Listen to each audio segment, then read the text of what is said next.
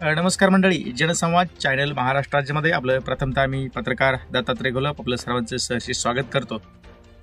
संगमनेर विधानसभा सार्वत्रिक निवडणूक 2017 कालच या ठिकाणी संगमनेर विधानसभा मतदारसंघामध्ये मतदान प्रक्रिया पार पडली आहे.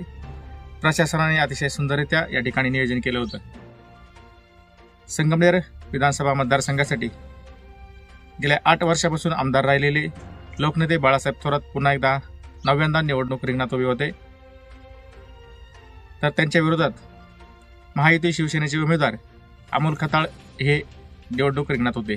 त्याचबरोबर इतरही 14 जण त्यांच्या विरोधात निवडणूक रिंगणामध्ये उभे होते. तर आता मतदान प्रक्रिया शांततेत पार पडली आहे. येणाऱ्या 23 तारखेला निकाल आहे.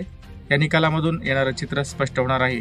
संगमनेरचा आमदार कोण हेच आता जनतेच्या मनात कुतूहल निर्माण झाला आहे, उत्सुकता आहे. आता मतदार कौल कोणाला देणार हेच आपल्याला 23 तारखेला बघावं लागणार आहे. तोपर्यंत आपल्याला वेट अँड वॉचची भूमिका ठेवावी लागेल. राज्यात महायुतीचं सरकार येतं की महाविकास आघाडीचं हेच आता येणाऱ्या काळात बघायला मिळणार आहे. 23 तारखेला हे सर्व चित्र राज्यभर स्पष्ट होईल. कोणत्या पक्षाचे किती आमदार निवडून येतील त्यावरच सरकार स्थापनेचं कळणार आहे.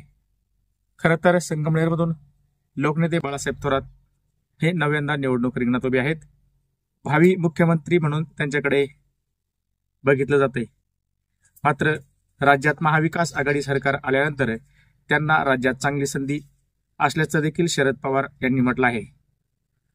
आता सध्या संगमनेरमधून बाळासाहेब थोरात 9व्यांदा गड राखणार की नाही, की अमोल खताळ आमदार होणार हेच आपल्याला 23 तारखेला कळणार आहे.